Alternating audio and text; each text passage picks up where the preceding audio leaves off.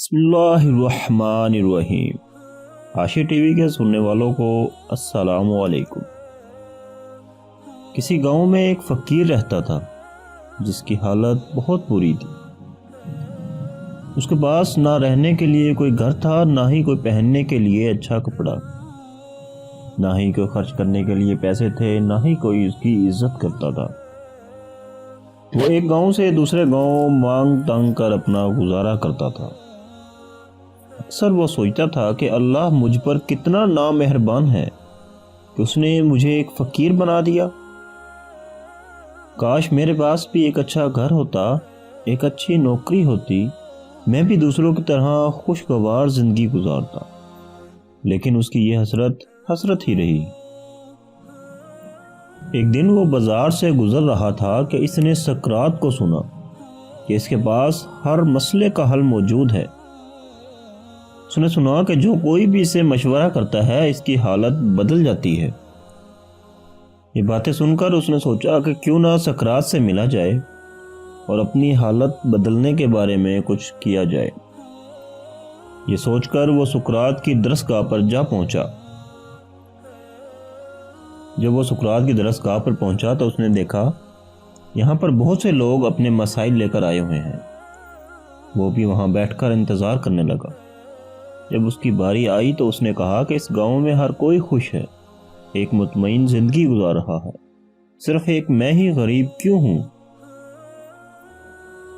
خدا میری زندگی کیوں نہیں بدلتا؟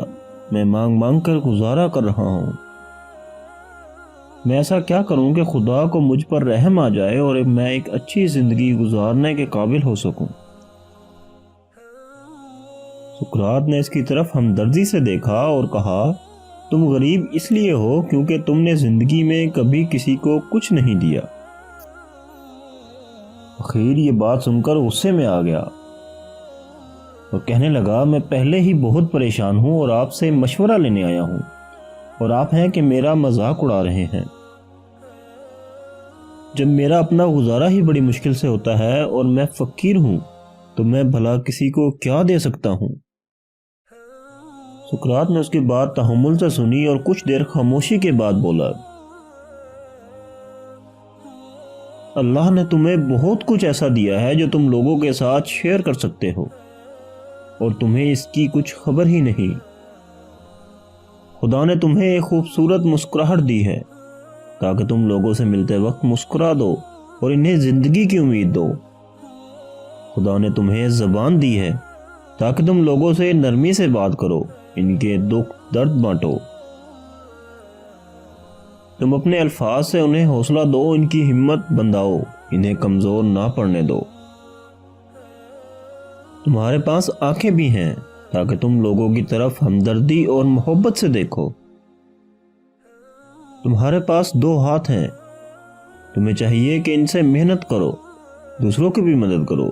اگر کوئی مشکل میں ہے، کوئی غفلت میں ہے، کوئی ضرورت مند ہے تو اس کا ہاتھ بٹاؤ۔ جس کسی کو بھی خدا نے یہ چاروں چیزیں عطا کی ہوں وہ کبھی غریب نہیں رہ سکتا۔ غریب وہی ہوگا جو ان چاروں چیزوں کو جانے گا نہیں اور انہیں استعمال نہ کر سکے۔ روزمرہ زندگی میں بہت سے ایسے لوگ ملتے ہیں جو اپنی خراب قسمت اور برے حالات کا روتے رہتے ہیں اور سوچتے رہتے ہیں کہ اللہ نے انہیں امیر کیوں نہیں بنایا، انہیں ایک مطمئن زندگی کیوں نہیں دی۔ ان سب کو ایک بات یاد رکھنی چاہیے کہ زندگی ہمیں کچھ نہیں دیتی، وہ صرف ہمیں وہ لوٹاتی ہے جو ہم اسے دیتے ہیں۔ اس لیے اگر آپ کو پیار چاہیے تو پیار بانٹنا شروع کر دو، نفرتیں بانٹو گے تو نفرتیں ہی ملیں گی۔ ہمیشہ یاد رکھیں کہ خوشی کبھی بھی لینے سے نہیں ملتی، اصل خوشی بانٹنے میں ہے، دوسروں کی مدد کرنے میں ہے، دوسروں کو دینے میں ہے۔ اور اگر تم یہ دینے کی عادت اپنا لو گے تو خدا تمہیں اتنا کچھ دے گا کہ تم سے سنبھالا نہیں جائے گا، کیونکہ یہ اللہ کا ہم سے وعدہ ہے کہ اگر تم اس کی راہ میں ایک دو گے تو وہ تمہیں 10 ضرور دے گا۔ بس اگر تم کچھ پانا چاہتے ہو تو بانٹنا شروع کر دو۔ اگر امیر بننا چاہتے ہو تو لوگوں کو دینا شروع کر دو، اگر کچھ اور نہیں دے سکتے تو کم از کم لوگوں کے دکھ درد ہی بانٹ لو، تمہاری زندگی بدل جائے گی۔